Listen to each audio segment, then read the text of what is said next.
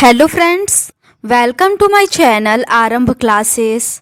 आज के इस वीडियो में हम लोग एनसीईआरटी 360 डिग्री के पॉलिटिकल साइंस के क्वेश्चंस का डिस्कशन आपके साथ करेंगे।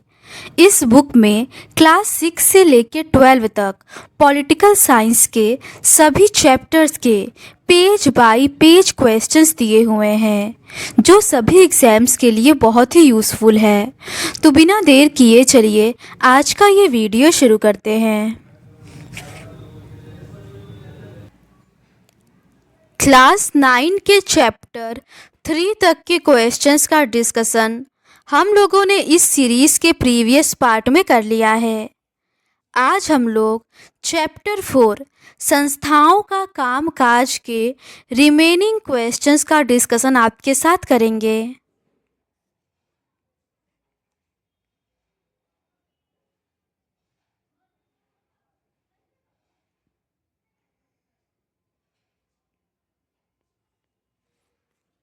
क्वेश्चन नंबर 41 है, निम्न में से कौन कथन सत्य है?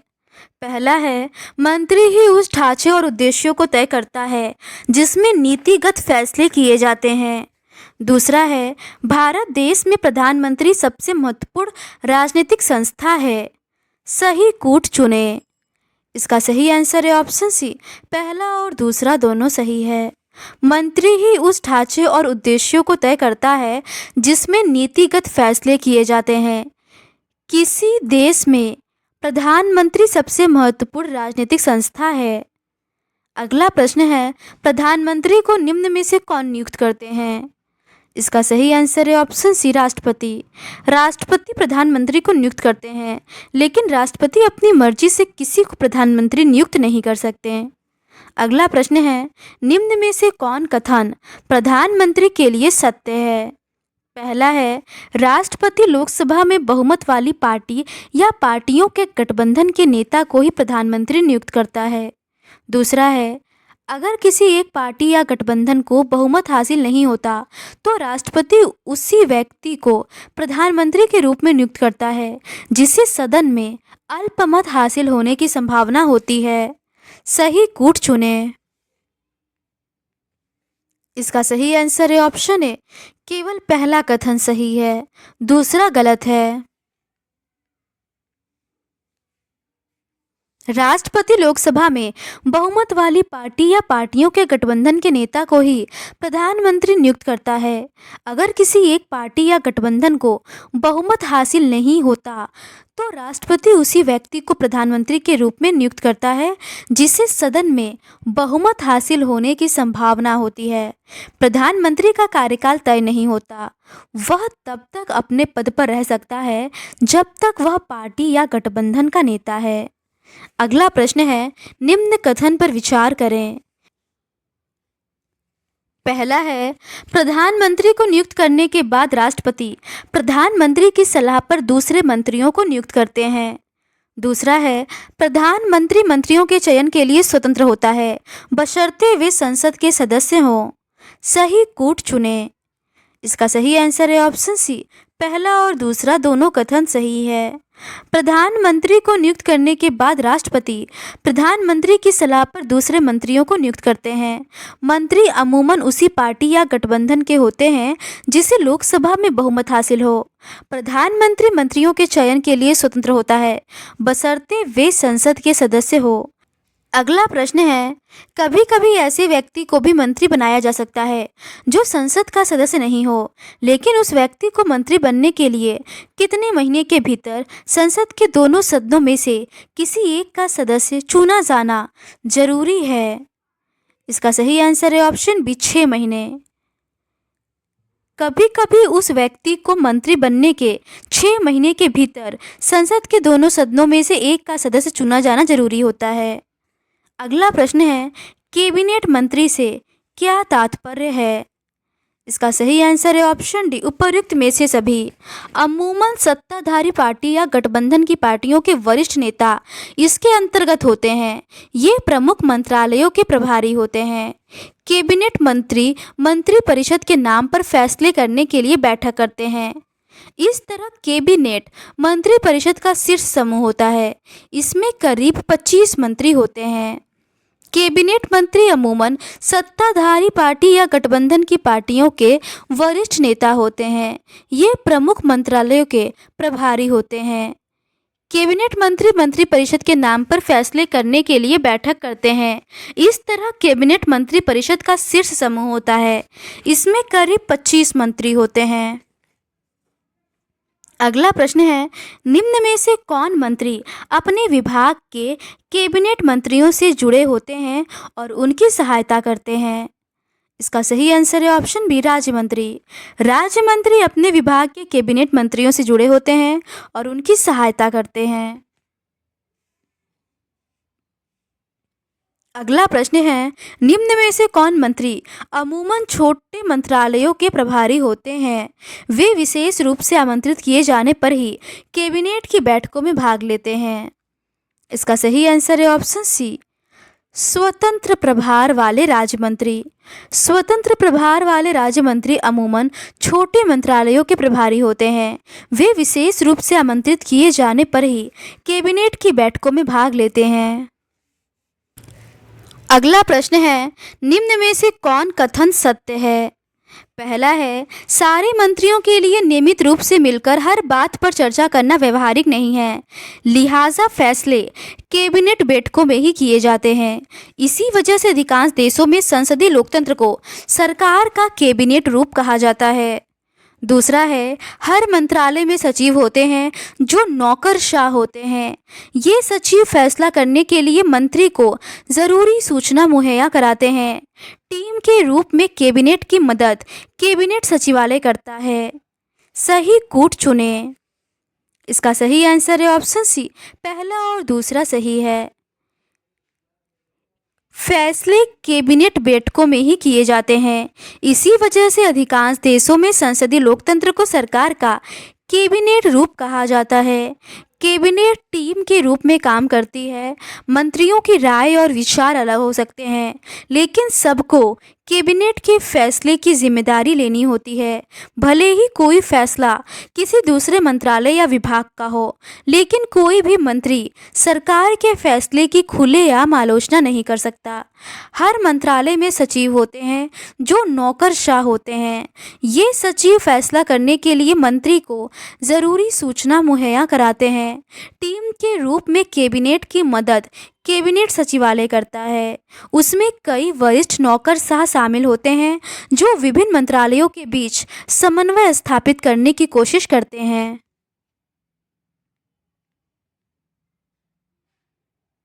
अगला प्रश्न है, सरकार के प्रमुख के नाते डैश के व्यापक अधिकार होते हैं। इसका सही आंसर है ऑप्शन बी, प्रधानमंत्री। सरकार के प्रमुख के नाते प्रधानमंत्री के व्यापक अधिकार होते हैं। वह कैबिनेट की बैठकों की अध्यक्षता करता है। अगला प्रश्न है, प्रधानमंत्री के संदर्भ में निम्नलिखित कौन कथन असत्य है? इसका सही आंसर है ऑप्शन सी, अगर भारत में कैबिनेट सबसे अधिक प्रभावशाली संस्था है तो कैबिनेट के भीतर सबसे प्रभावशाली व्यक्ति राष्ट्रपति होता है। ये कथन असत्य है।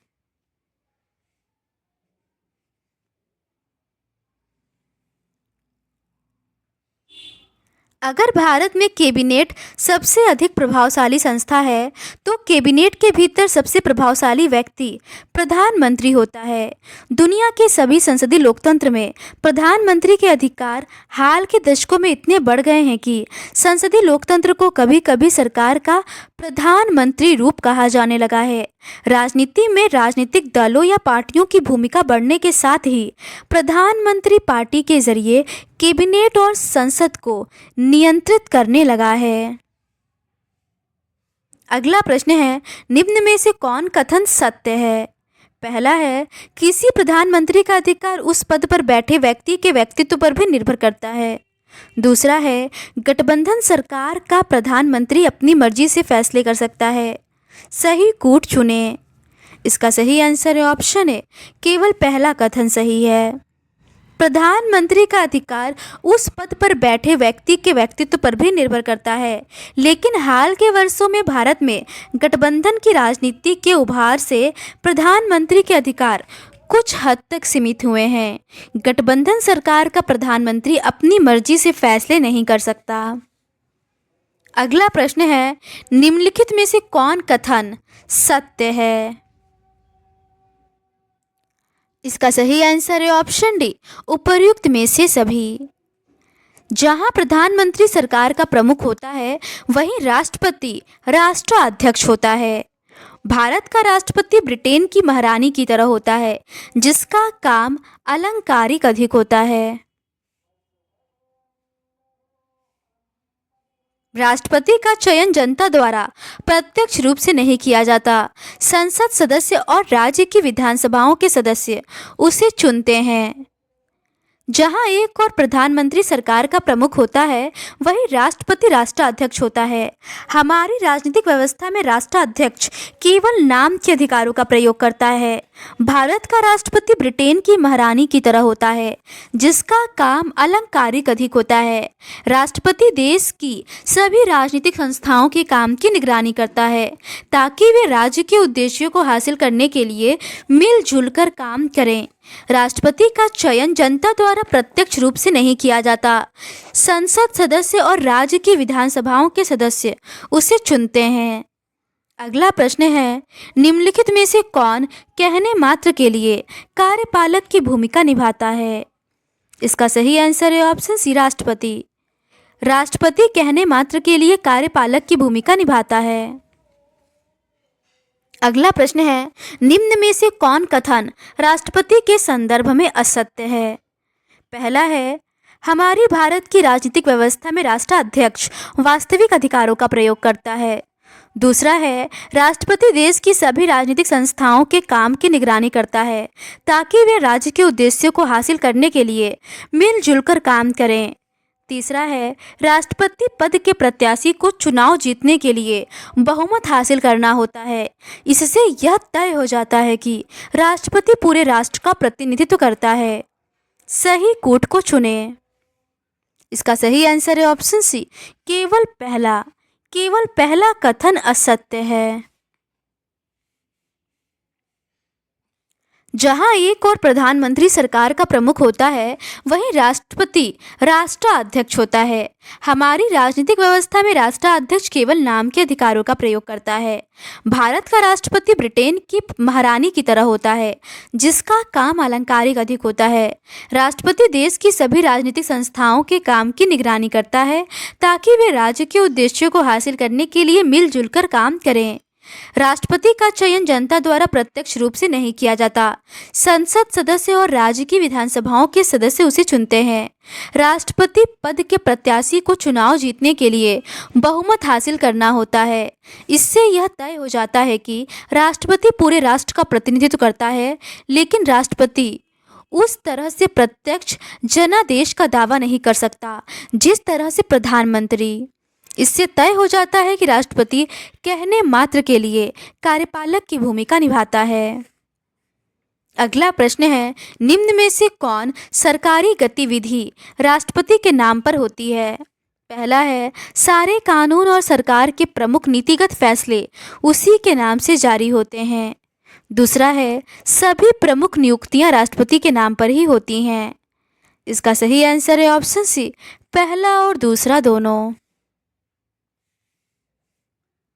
सारे कानून और सरकार के प्रमुख नीतिगत फैसले उसी के नाम से जारी होते हैं। सभी प्रमुख नियुक्तियां राष्ट्रपति के नाम पर ही होती हैं। वह भारत के मुख्य न्यायाधीश, सर्वोच्च न्यायालय और राज्य के उच्च न्यायालयों के न्यायाधीशों, राज्यपालों, चुनाव आयुक्तों और दूसरे देशों के राजदूतों आदि को नियुक्त करता है। अगला प्रश्न है, भारत के रक्षा बलों का सुप्रीम कमांडर निम्न में से कौन होता है? इसका सही आंसर है ऑप्शन सी, राष्ट्रपति। भारत के रक्षा बलों का सुप्रीम कमांडर राष्ट्रपति होता है। अगला प्रश्न है, निम्न में से कौन कथन राष्ट्रपति के अधिकार के लिए सत्य है? पहला है, राष्ट्रपति अपने अधिकारों का इस्तेमाल संसद की सलाह पर ही करता है। दूसरा है, राष्ट्रपति मंत्रिपरिषद को अपनी सलाह पर पुनः विचार करने के लिए कह सकता है, लेकिन अगर वही सलाह दोबारा मिलती है तो वह उसे मानने के लिए बाध्य नहीं होता है। सही कूट चुनें। इसका सही आंसर है ऑप्शन डी, उपर्युक्त में से कोई नहीं। राष्ट्रपति इन अधिकारों का इस्तेमाल मंत्रिपरिषद की सलाह पर ही करता है। राष्ट्रपति मंत्रिपरिषद को अपनी सलाह पर पुनः विचार करने के लिए कह सकता है, लेकिन अगर वही सलाह दोबारा मिलती है तो वह उसे मानने के लिए बाध्य होता है। इसी प्रकार संसद द्वारा पारित कोई विधेयक राष्ट्रपति की मंजूरी के बाद ही कानून बनता है। अगर राष्ट्रपति चाहे तो उसे कुछ समय के लिए रोक सकता है। वह विधेयक पर पुनर्विचार के लिए उसे संसद में वापस भेज सकता है। अगला प्रश्न है, निम्न में से कौन कथन संसद द्वारा पारित विधेयक के लिए असत्य है? इसका सही आंसर है ऑप्शन है, संसद द्वारा पारित कोई विधेयक प्रधानमंत्री की मंजूरी के बाद ही कानून बनता है। ये कथन असत्य है। संसद द्वारा पारित कोई विधेयक राष्ट्रपति की मंजूरी के बाद ही कानून बनता है। अगर राष्ट्रपति चाहे तो उसे कुछ समय के लिए रोक सकता है। वह विधेयक पर पुनः विचार के लिए उसे संसद में वापस भेज सकता है, लेकिन अगर संसद दोबारा विधेयक बनाता है, अगर राष्ट्रपति चाहे तो उसे कुछ समय के लिए रोक सकता है। वह विधेयक पर पुनर्विचार के लिए उसे संसद में वापस भेज सकता है, लेकिन अगर संसद दोबारा विधेयक पारित करती है तो उसे उस पर हस्ताक्षर करने ही पड़ेंगे। अगला प्रश्न है, निम्न में से कौन प्रधानमंत्री की नियुक्ति करता है? इसका सही आंसर है ऑप्शन बी, राष्ट्रपति। लोकसभा में बहुमत वाली पार्टी या गठबंधन के नेता को प्रधानमंत्री राष्ट्रपति द्वारा नियुक्त किया जाता है।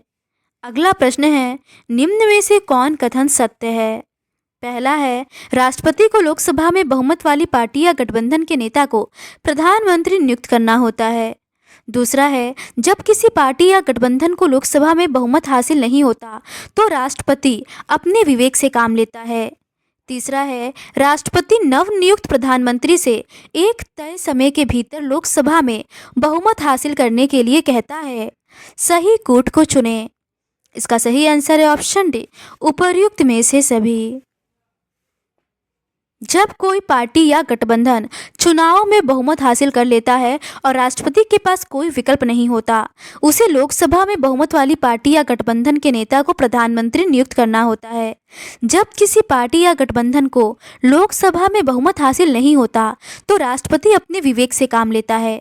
वह ऐसे नेता को नियुक्त करता है जो उसकी राय में लोकसभा में बहुमत जुटा सकता है।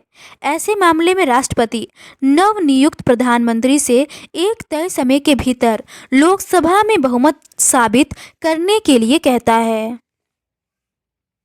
अगला प्रश्न है, निम्न में से किसे लोकतंत्रों के लिए स्वतंत्र एवं प्रभावशाली डैश को जरूरी माना जाता है? इसका सही आंसर है ऑप्शन सी, न्यायपालिका। लोकतंत्रों के लिए स्वतंत्र और प्रभावशाली न्यायपालिका को जरूरी माना जाता है। अगला प्रश्न है, निम्नलिखित में से कौन कथन असत्य है? पहला है, अमेरिकी राष्ट्रपति राष्ट्राध्यक्ष भी होता है और सरकार का मुखिया भी। दूसरा है, ब्रिटेन के मॉडल को मानने वाले भारत जैसे देशों में संसद ही सर्वोच्च होती है, इसीलिए हमारी प्रणाली को शासन की संसदीय प्रणाली कहा जाता है। सही कूट को चुनें। इसका सही आंसर है ऑप्शन डी, उपर्युक्त में से कोई नहीं। कोई भी कथन असत्य नहीं है। दुनिया में हर जगह राष्ट्रपति भारत की तरह औपचारिक शासनाध्यक्ष नहीं होता। दुनिया के अनेक देशों में राष्ट्रपति राष्ट्राध्यक्ष भी होता है और सरकार का मुखिया भी। अमेरिकी राष्ट्रपति इस तरह के राष्ट्रपति का जाना माना उदाहरण है। उसका चुनाव लोग प्रत्यक्ष वोट से करते हैं। वही अपने मंत्रियों का चुनाव और नियुक्ति करता है। कानून बनाने का काम अभी भी विधायिका करती है, पर राष्ट्रपति किसी भी कानून को वीटो के अधिकार से रोक सकता है। सबसे बड़ी बात यह है कि राष्ट्रपति बनने के लिए उसे कांग्रेस के बहुमत के समर्थन की ज़रूरत नहीं होती और न ही वह उसके प्रति उत्तरदायी होता है। उसका 4 साल का तय कार्यकाल है और अपनी पार्टी का कांग्रेस में बहुमत न होने पर भी वह आराम से अपना कार्यकाल पूरा करता है। अमेरिकी मॉडल को लातिनी अमेरिका के अनेक देशों और सोवियत संघ का हिस्सा रहे कई देशों में अपनाया गया है। चूंकि सरकार के इस स्वरूप में राष्ट्रपति की भूमिका केंद्रीय होती है, इसीलिए इसे राष्ट्रपति प्रणाली कहा जाता है। ब्रिटेन के मॉडल को मानने वाले भारत जैसे देशों में संसद ही सर्वोच्च है, इसीलिए हमारी प्रणाली को शासन की संसदीय प्रणाली कहा जाता है। अगला प्रश्न है, भारतीय न्यायपालिका निम्न में से संबंधित है। इसका सही आंसर है ऑप्शन डी, उपर्युक्त में से सभी। सर्वोच्च न्यायालय, राज्यों में उच्च न्यायालय और जिला न्यायालय और स्थानीय स्तर के न्यायालय। भारतीय न्यायपालिका में पूरे देश के लिए सर्वोच्च न्यायालय, राज्यों में उच्च न्यायालय, जिला न्यायालय और स्थानीय स्तर के न्यायालय से संबंधित है। अगला प्रश्न है, भारत में न्यायपालिका है। इसका सही आंसर है ऑप्शन ए, एकीकृत।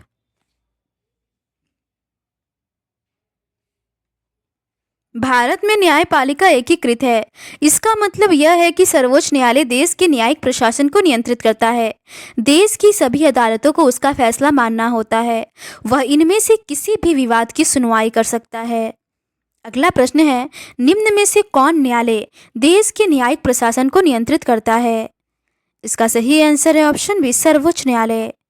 भारत में न्यायपालिका एकीकृत है।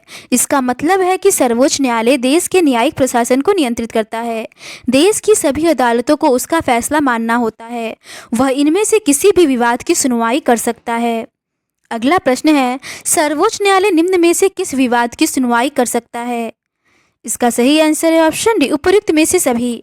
देश के नागरिकों के बीच, नागरिकों और सरकार के बीच, दो या उससे अधिक राज्य सरकारों के बीच और केंद्र और राज्य सरकार के बीच। वह इनमें से किसी भी विवाद की सुनवाई कर सकता है।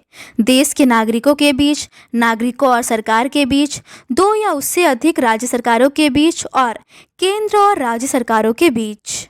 अगला प्रश्न है, निम्न में से कौन न्यायालय फौजदारी और दीवानी मामलों में अपील के लिए सर्वोच्च संस्था है? इसका सही आंसर है ऑप्शन बी, सर्वोच्च न्यायालय। यह फौजदारी और दीवानी मामलों में अपील के लिए सर्वोच्च संस्था है। यह उच्च न्यायालय के फैसले के खिलाफ सुनवाई कर सकता है। अगला प्रश्न है, उच्च न्यायालयों के फैसले के खिलाफ निम्न में से कौन न्यायालय सुनवाई कर सकता है? इसका सही आंसर है ऑप्शन बी, सर्वोच्च न्यायालय। यह फौजदारी और दीवानी मामलों में अपील के लिए सर्वोच्च संस्था है। यह उच्च न्यायालयों के फैसले के खिलाफ सुनवाई कर सकता है। अगला प्रश्न है, न्यायपालिका की स्वतंत्रता से तात्पर्य है? इसका सही आंसर है ऑप्शन बी, न्यायाधीश सरकार के निर्देश या सत्ताधारी पार्टी की मर्जी के मुताबिक काम नहीं करते हैं।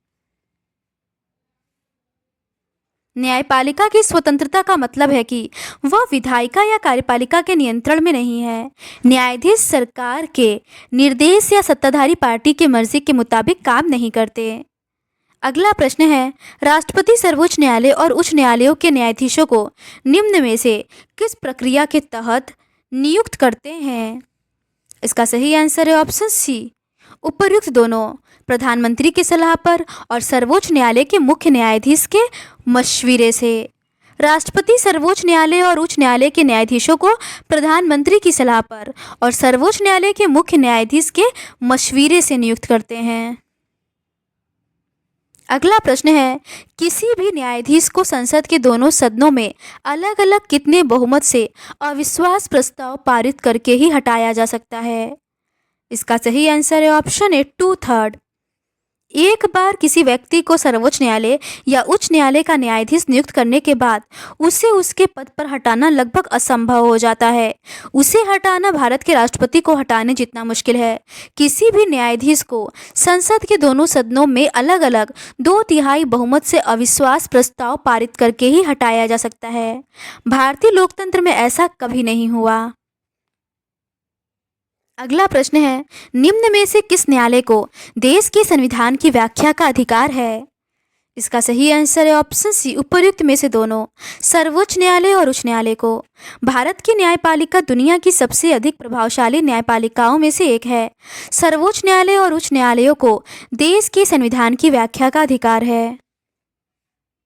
अगला प्रश्न है, भारत में न्यायिक समीक्षा का अर्थ है? इसका सही आंसर है ऑप्शन ए।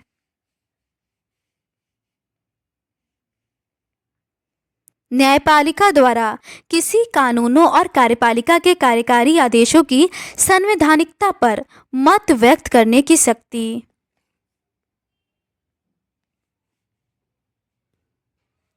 विधायिका का कोई कानून या कार्यपालिका की कोई कार्यवाही संविधान के खिलाफ है तो वे केंद्र और राज्य स्तर पर ऐसे कानून या कार्यवाही को अमान्य घोषित कर सकते हैं। इस तरह जब उनके सामने किसी कानून या कार्यपालिका की कार्यवाही को चुनौती मिलती है तो वे उसकी संवैधानिक वैधता तय करते हैं। इसे न्यायिक समीक्षा के रूप में जाना जाता है। भारत के सर्वोच्च न्यायालय ने यह भी फैसला दिया है कि संसद संविधान के मूलभूत सिद्धांतों को बदल नहीं सकती। अगला प्रश्न है, भारतीय न्यायपालिका के अधिकार और स्वतंत्रता उसे डैश के रक्षक के रूप में काम करने की क्षमता प्रदान करते हैं। इसका सही आंसर है ऑप्शन ए, मौलिक अधिकारों। भारतीय न्यायपालिका के अधिकार और स्वतंत्रता उसे मौलिक अधिकारों के रक्षक के रूप में काम करने की क्षमता प्रदान करते हैं। नागरिकों को संविधान से मिले अपने अधिकारों के उल्लंघन के मामले में इंसाफ पाने के लिए अदालतों में जाने का अधिकार है। हाल के वर्षों में अदालतों ने सार्वजनिक हित और मानवाधिकारों के संरक्षण के लिए विभिन्न फैसले और निर्देश दिए हैं। सरकार की कार्यवाहियों से जनहित को ठेस पहुंचने की स्थिति में कोई भी अदालत जा सकता है। इसे जनहित याचिका कहते हैं। अदालतें सरकार को निर्णय करने की शक्ति के दुरुपयोग से रोकने के लिए हस्तक्षेप करती हैं। वे सरकारी अधिकारियों को भ्रष्ट आचरण से रोकती हैं। इसी वजह से लोगों के बीच न्यायपालिका को काफ़ी विश्वास हासिल है। अगला प्रश्न है, निम्न में से कौन कथन असत्य है? पहला है, सरकार की कार्यवाहियों से जनहित को ठेस पहुंचने की स्थिति में कोई भी अदालत जा सकता है। इसे ही जनहित याचिका कहते हैं। दूसरा है, विधायिका का कोई कानून या कार्यपालिका की कोई कार्यवाही संविधान के खिलाफ है तो न्यायपालिका केंद्र और राज्य स्तर पर ऐसे कानून या कार्यवाही को अमान्य घोषित कर सकते हैं। सही कूट को चुनें। इसका सही आंसर है ऑप्शन डी, उपर्युक्त में से कोई नहीं। कोई भी कथन असत्य नहीं है। हाल के वर्षों में अदालतों ने सार्वजनिक हित और मानवाधिकारों के संरक्षण के लिए विभिन्न फैसले और निर्देश दिए हैं। सरकार की कार्यवाहियों से जनहित को ठेस पहुंचने की स्थिति में कोई भी अदालत जा सकता है। इसे जनहित याचिका कहते हैं। अदालतें सरकार को निर्णय करने की शक्ति के दुरुपयोग से रोकने के लिए हस्तक्षेप करती हैं। वे सरकारी अधिकारियों को भ्रष्ट आचरण से रोकती हैं। इसी वजह से लोगों के बीच न्यायपालिका को काफ़ी विश्वास हासिल है। अगर उन्हें लगता है कि विधायिका का कोई कानून या कार्यपालिका की कोई कार्यवाही संविधान के खिलाफ है तो वे केंद्र और राज्य स्तर पर ऐसे कानून या कार्यवाही को अमान्य घोषित कर सकते हैं। अगला प्रश्न है, विधायिका में किसी एक पार्टी को बहुमत हासिल न होने की सूरत में दो या उससे अधिक राजनीतिक पार्टियों के साथ में बनी सरकार क्या कहलाती है? इसका सही आंसर है ऑप्शन ए, गठबंधन सरकार। विधायिका में किसी एक पार्टी को बहुमत हासिल न होने की सूरत में दो या उससे अधिक राजनीतिक पार्टियों के गठबंधन से बनी सरकार को गठबंधन की सरकार कहते हैं।